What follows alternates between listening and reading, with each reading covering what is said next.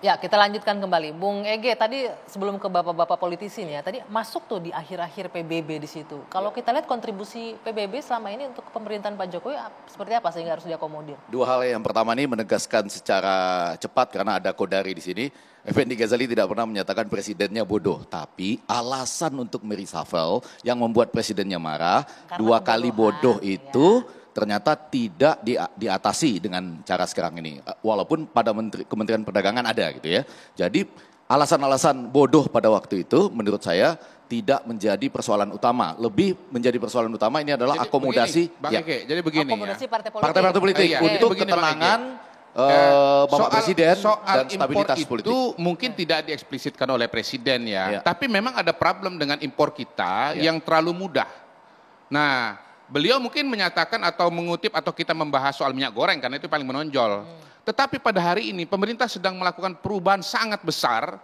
Itu lembaga kebijakan pengadaan barang dan jasa pemerintah itu mengeluarkan kebijakan agar semua produk ya, furniture, ATK yang kecil-kecil itu semuanya diadakan dari dalam negeri. 832. Termasuk kalau Bapak, boleh nggak? Saya nggak mau bahas itunya. Saya mau bahas ini kenapa PBB belakangan masuk. Kalau Anda melihatnya kenapa? Sebentar, ini kan belum tuntas. Ini kan belum tuntas. Jadi perlu dituntaskan sedikit. Yang kedua, ya kalau beliau saya reshuffle, bisa jadi itu kan ekspresi kemarahan terhadap banyak hal, termasuk di dalamnya adalah Kementerian dalam Perdagangan dan Kementerian Pertanahan begitu. Jadi jangan terlalu harfiah, Bung. Dalam komunikasi itu kan ada konteks gitu. Nah, konteks itu harus kita tangkap juga dengan lebih luas begitu. Justru kalau harfiah benar semua ini.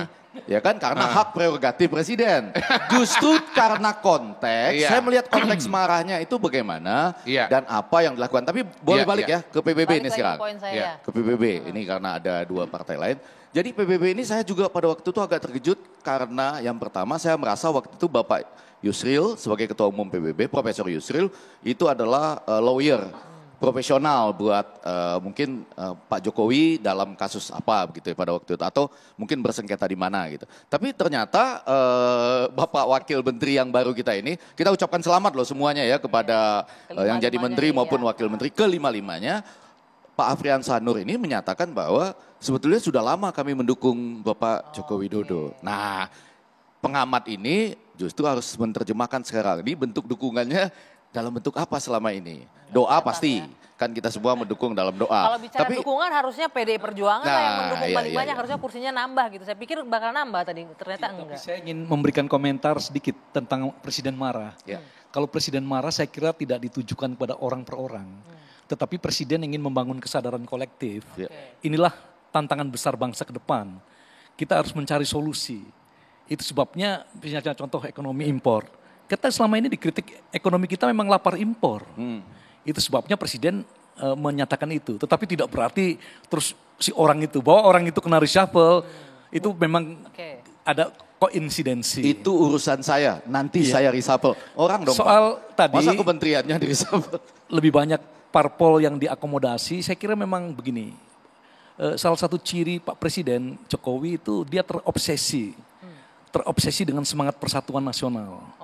Itu sebabnya ketika sejak awal memasukkan rival utamanya ya saat itu Pak Prabowo, itu kan sudah indikasi jelas bahwa Pak Presiden memaknai tantangan pembangunan ke depan adalah menciptakan persatuan yang kokoh di tengah-tengah turbulensi ekonomi global, di tengah-tengah geopolitik yang tidak menentu dan seterusnya. Jadi obsesi itu dengan politik yang dinamis ini membuat Pak Jokowi melakukan harmonisasi, konsolidasi, kepentingan ya untuk merespon. Artinya bagus dong ini untuk kedepannya ya. Untuk saya kira bagus. Ini bagus sekali kesempatan. Selamat datang untuk Pak Sulhas, selamat datang untuk yang lain-lain dan juga terima kasih untuk teman-teman yang sudah di luar kabinet. Selamat datang untuk PAN bergabung katanya. Prof. Ya kalau Bang Jul itu kan memang kalaupun selama ini belum bergabung, Bang Jul itu kan tidak punya handicap. Tidak punya hambatan berkomunikasi dengan semua ketua umum parpol kan. Dan memang PAN setahun yang lalu sudah memutuskan di Rakernas saya sebagai pimpinan sidang waktu itu bukan maunya Bang Jul pribadi ya, tapi itu kemauan dari seluruh PAN se-Indonesia bahwa kita ingin berkontribusi untuk ikut andil menyelesaikan persoalan-persoalan kebangsaan. Nah, kemarin tuh memang walaupun setahun PAN sudah bergabung, Mbak Duyangga, PAN itu tidak pernah menargetkan harus ini harus itu Bang Igi. Bahkan hari Senin tanggal 13 Juni, Bang Jul tuh masih di Jawa Tengah, nggak tahu apa-apa. Pulang, ini Yan kok ribut sekali masa reshuffle, kita belum ada apa-apanya ini. Baru Selasa sore dipanggil, dan kita juga nggak tahu kalau misalkan Bang Jul akan diamanahkan menjadi Menteri Perdagangan. Oke, ini sudah memberikan dukungan setahun belakangan ya. Ini setahun. dukungan tanpa pamrih ini kalau saya bilang. Dukungan tanpa pamrih akhirnya Iya, berhasil. Sudah agak Tapi lama, gini, sudah agak lama Tapi begini, kalau saya lihat- belum dapat, kurang lebih gitu. Nggak apa-apa juga dong, boleh Bukan. dong. Kalau saya lihat Bang Jul kan memang Fair. dari awal nggak mau jadi menteri karena tawarkan di situ waktu itu ada kader-kader partai yang lain lah ya. Tapi pada akhirnya kan Pak Presiden meminta ketua umum. Nah mungkin Pak Presiden sudah sampaikan juga di jumpa pers beberapa kali diulang oleh TV One, jam terbang atau kepayaan Bang Jul kan sudah tidak diragukan lagi. Pernah Menteri Kehutanan, pernah Ketua MPR, kemudian Wakil Ketua MPR. Intinya kalau dari persoalan, dan Bang Jul ini latar belakang juga pengusaha. Jadi pas lah ya ngurusin minyak goreng, Iya. perdagangan tuh masih masuk ya. Ya insya Allah pas itu. Dan saya yakin Bang Jul akan sungguh-sungguh. Nah oleh karena itu kami di internal partai juga, kami tidak ingin terlalu memberikan beban berat pada Bang Jul untuk di internal partai. Jadi saya misalnya sudah ditunjuk sebagai Ketua Pemenangan Pemilu Nasional. Ya tentu saya akan meramu ini supaya Bang Jul akan lebih concern untuk menyelesaikan di Kementerian Perdagangan. Yang ditunjuk untuk menggantikan Bang Zul di MPR belum? Belum. Oh, belum ya, oke. Belum, itu Ya menurut saya itu kelanjutannya. Bang Yandri nanti calon paling kuat Belum, kalau belum. menurut saya adalah Bang Yandri. Tunggu, Itulah bentar, kelanjutan bentar. dari reshuffle Jangan kabinet. dulu ikut ketua umum Yaitu kami dong. reshuffle. Jangan Reshuffle Bang Kodari pimpinan jangan MPR. kayak ketua umum PAN aja nih Bang Kodari. Ya boleh dong. Kan pengamat kan boleh ngomong bebas. Bebas ya. ngomong. Oke, kita balik lagi. ke Tapi topik ada kita. alasannya loh, ada Ya. alasannya loh. Karena selama ini Bang Yandri ini notabene merupakan politisi PAN yang paling dekat dengan Bang Zul. Biar Bang Zul dan yang memutuskan bersama-sama nanti. dalam perjalanan perjuangan Bang oke. Zul. Begitu. Walaupun paling dekat kan nggak mesti jadi wakil ketua MPR. Oke, Iya. saya mau lanjutkan lagi nih ya ke tema saya malam hari ini Bapak-bapak. Saya ingin menghadirkan bagaimana komentar partai-partai politik terkait dengan reshuffle yang baru saja dilakukan oleh Presiden Jokowi kemarin. Kita lihat bersama Bapak-bapak. Ini Demokrat nih ya, reshuffle kabinet hanya layani kepentingan politik Jokowi. Oke. Saya mau ngomong ke IB ya. Ya. Kemudian Surya Paloh, kalau ada reshuffle lagi sudah rusak semuanya. Kalau ada lagi, kalau berikutnya ya. Ini yang ketiga nih. Kalau ada yang keempat baru rusak. Akankah ada lanjutannya? Kalau dijawab lanjut sama Kodari, rusak semuanya. Benar, masih satu lagi. Politik merangkul ala Jokowi di balik reshuffle kabinet hari ini. Nah, oke. Ya Ini seperti sebetulnya Prof. kan Bang Surya Prof. Paloh ini itu bilang. kan mau mengatakan tolong menteri kerja yang benar gitu. Jangan Kalau misalnya sampai Pak Jokowi reshuffle harus lagi. reshuffle lagi, kalian tuh keterlaluan gitu. Jadi kalimat itu, ini seperti Bang Ege juga nih.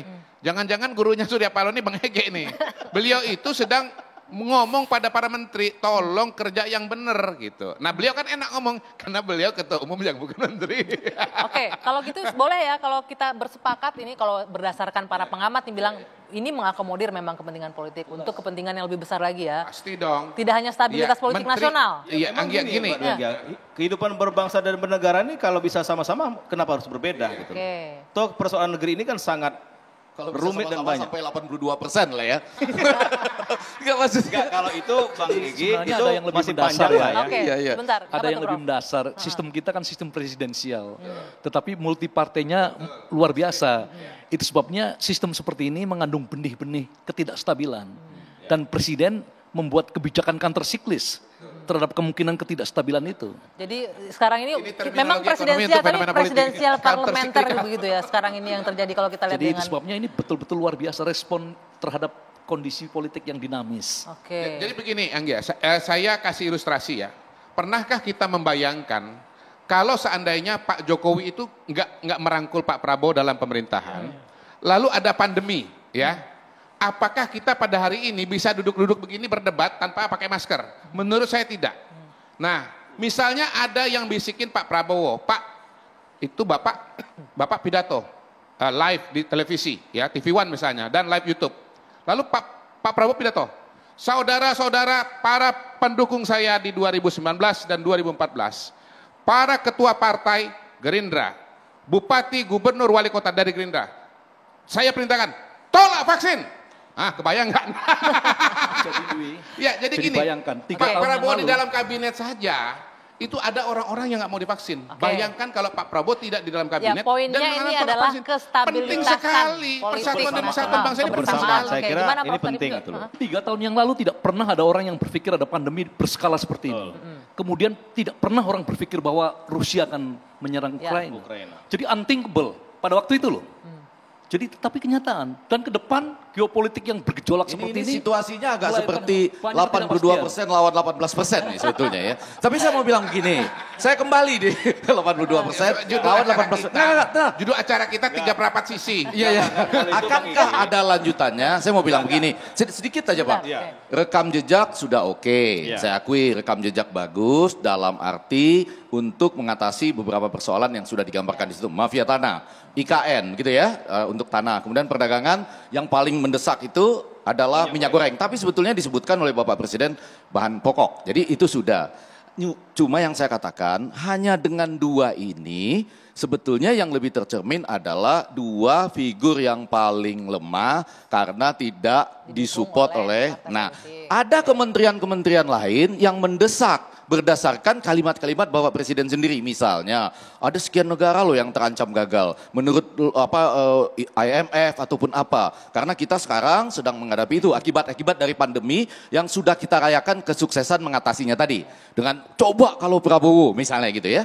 Pertanyaannya sekarang begini, coba kalau Bapak Presiden kita juga melakukan reshuffle terhadap menteri-menteri atau sektor-sektor yang dianggap mempercepat kita supaya bisa keluar dari ketidakpastian akibat COVID, perang. Menteri-menterinya didukung oleh partai politik? Nah, kalau didukung oleh partai politik, maka kalau didukung oleh partai politik, apa? Kalau Bapak menjadi presidennya menteri apa? Enggak, saya bukan presiden. Saya bukan presiden.